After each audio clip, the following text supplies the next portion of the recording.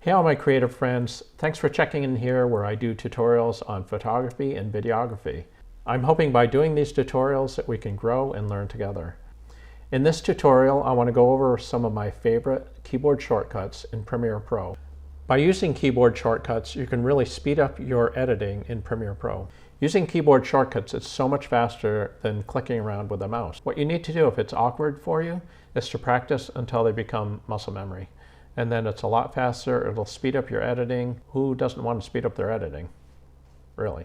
All right, the first of these shortcuts is V. If you hit the V key, that's a select tool, which is the same as going up here, your selection tool, where you can click on different clips. If you want to make your timeline expanded or contracted, you hit plus. Plus will expand it, minus will shrink it. If you want to quickly do that, then you hit the backspace and that will expand and shrink your timeline. All right, when you're on a clip and you want to mark points, your in and out points, use I and O. So right here I have a clip of me making gnocchi and I will hit I there. And then I'm gonna drag along to where I want it to end, or press the space bar and that will play it. And hit the O for the out. If I hit period, that will take that clip and that will overwrite wherever the timeline indicator is. Clip. So I can take this clip that I set the in and the out point and I can hit comma because I want to insert it between those two, and that pushes the clips to the right, and there it is. All right, let's say you're adjusting the speed of a clip. You hit Control R. That brings up the speed and duration so I can reverse the clip by clicking reverse speed, and that reverses it, which I don't want to do with that. I'm going to Control Z or Control R. You want to speed that clip up. I'm going to go to 200, twice the speed, and that's going to speed the clip up. All right, to undo these, I'm doing Control Z, and to redo, Control Shift Z will redo it. All right, let's say you want to delete a clip, like I have this clip in here, and I want to delete that, do a ripple delete, which shifts everything to the left. Then I'm going to do Shift Delete, and it deletes that clip and shifts everything to the left. All right, let's say I want to insert a clip in there, or I want to create some space so I can work in the timeline.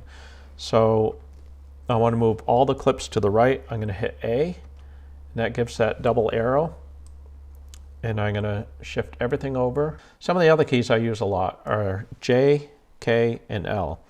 J will move the timeline backwards, and K will pause it. L moves it forward so you can review a clip and see if you want to keep something, see what you want to cut. So I'm going to hit, and when you hit that twice, it doubles the speed or triples the speed if you hit it again. So it really speeds it up, and you hit K, that pauses it. J goes backwards, hit it again, and it multiplies the speed, I think times 2. Hit it again, it really speeds it up. So you can move through clips pretty fast by J, K, and L. All right, let's say you move this along and you don't want that first part. You want to trim that. So Q and W are your friends. If I hit Q, that's going to crop everything before the pointer. And then if I move that along to the end and I don't want that, I'm going to hit W, and that's going to clip everything from the pointer to the right on that one clip only. So it's a great way to shorten up your clips and to speed up your workflow that way. Another few shortcuts here are the R for rate stretch and the Y for slip. Let's say I have a shortened clip here. I'll hit R for rate stretch, and that will speed it up. Actually, that's going to slow it down because I stretched it out. And then you want to see the speed duration window, so you hit Control R. You can actually see the speed that it's going at right now. And now I'm going to hit Y, so it's going to move the start and the end, the in and the out point on the clip. It maintains the same time as that clip. Okay, another shortcut that I use quite a bit is the M for a marker. So you can mark different points on your timeline. If you don't have a clip highlighted, if I click off of that, so nothing is highlighted, and I hit M, that's going to put a marker right here on the timeline, not on the clip. So this is used a lot for audio. If there's a certain section, you can go through your audio clip, your background music or whatever. I don't have one on here. You can mark M at the points where the beat changes and where you want your clips to change to match that beat. If you have a clip highlighted like this and you press M, that's going to mark the clip itself. So if you want to mark a certain point on the clip, you highlight the clip and then you press M. All right, to move between markers, you can do Shift M, and that goes to the next marker. And it doesn't matter if the marker's on your timeline or on your clip. Shift M goes between. I don't have any more. So Control Shift M will move backwards to the marker that you set. Okay, if you want to clear the markers on a clip,